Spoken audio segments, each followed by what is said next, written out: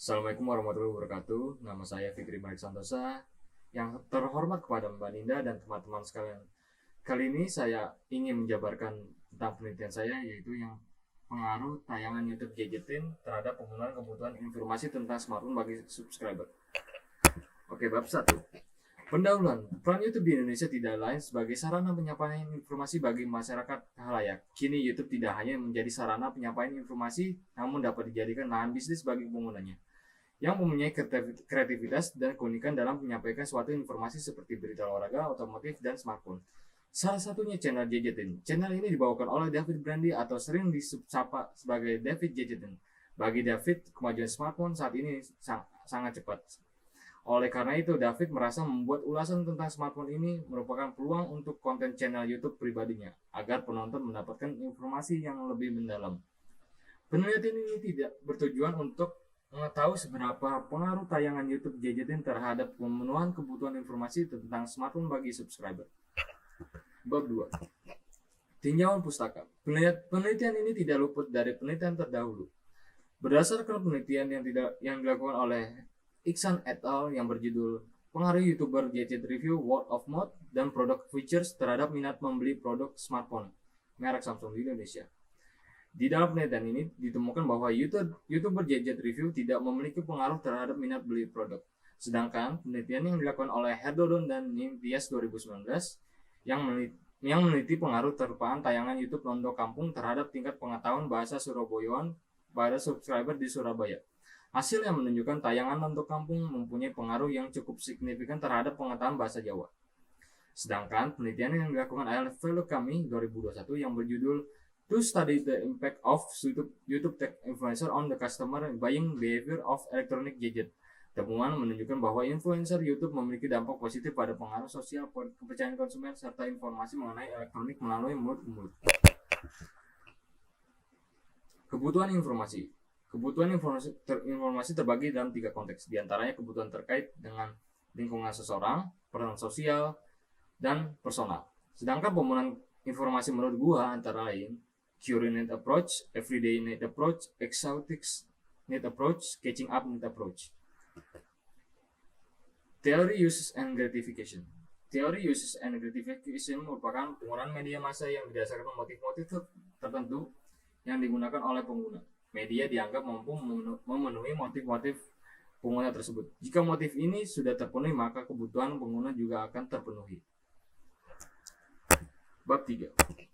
Metode penelitian. Jenis penelitian dalam penelitian pengaruh tayangan YouTube Gadgetin terhadap pemenuhan kebutuhan informasi tentang smartphone bagi subscriber.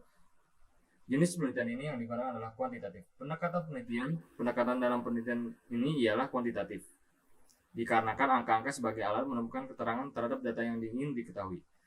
Objek penelitian. Adapun kriteria responden yang diperlukan dalam penelitian ini ialah subscriber channel YouTube Gadgetin itu sendiri dan sudah pernah menonton tayangan ulasan tentang smartphone bagi Gadgetin. Unit analisis. Unit analisis yang menjadi sasaran dalam penelitian ini ialah subscriber channel YouTube Gadgetin. Populasi dan sampel. Populasi dalam penelitian ini adalah subscriber YouTube Gadgetin. Operasional konsep. Di sini ada 2 variabel. Variabel X pengaruh tayangan YouTube Gadgetin, variabel Y pemenuhan informasi tentang smartphone bagi subscriber.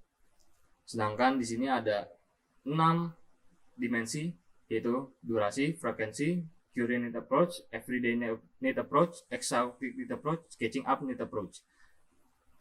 HA adanya pengaruh tayangan YouTube Gadgetin terhadap pemenuhan kebutuhan informasi tentang smartphone bagi subscriber. Sedangkan HO-nya tidak adanya pengaruh tayangan YouTube Gadgetin terhadap pemenuhan kebutuhan informasi tentang smartphone bagi subscriber. Metode penelitian. Teknik pengumpulan data dalam penelitian ini pengumpulan data melalui kuesioner online. Instrumen penelitian. Adapun instrumen dalam penelitian ini ialah menggunakan kuesioner yang telah dibuat melalui Google Form untuk mengumpulkan data. Setelah itu diolah melalui software SPSS. Prosedur analisis data. Peneliti merancang sebuah pertanyaan di dalam kuesioner yang telah siap disebarkan kepada responden. Setelah kuesioner dirancang, maka kuesioner dapat disebarkan ke subscriber channel YouTube Gadgetin. Dalam tahap ini dapat dilakukan pengolahan data yang telah didapatkan dari responden. Bab 4.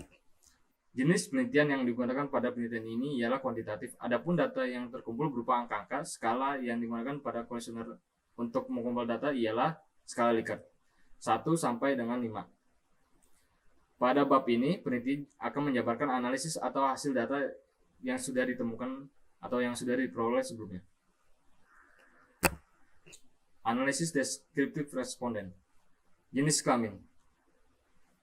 Laki-laki berjumlah 30, sedangkan perempuan berjumlah 21 yang mempunyai total 51. Sedangkan usia responden berasal dari 19 sampai 27. Sedangkan untuk wilayah domisili ada Bekasi, Bogor, Citayam, Depok, Jakarta, Tangerang. Uji validitas dan reliabilitas. Di sini ada 6 dimensi dan semuanya itu adalah valid. Sedangkan untuk variabel Y ada 4 dimensi dan semuanya valid. Sedangkan untuk uji reliabilitas mempunyai untuk variabel X, Cronbach alpha mempunyai nilai 0,595. Sedangkan pada variabel Y mempunyai nilai Cronbach alpha 0,911. Uji R-square menunjukkan bahwa nilai R-square sebesar 13% dengan nilai tersebut dapat disimpulkan bahwa kebutuhan informasi terkait smartphone tidak hanya dipengaruhi oleh seberapa sering menonton tayangan YouTube Gadgetin. Sedangkan sisanya dapat disimpulkan bahwa pemenuhan informasi dapat dipengaruhi oleh faktor lainnya yang tidak diteliti dalam penelitian ini. Uji hipotesis T. Dapat diketahui nilai signifikasi uji hipotesis T sebesar 0,523 yang artinya nilai sig 0,05,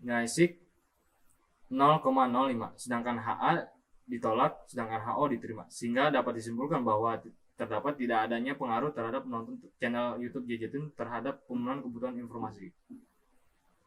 Model regresi sederhana yang terbentuk ialah Y 15,996 plus 0,096 untuk variabel X.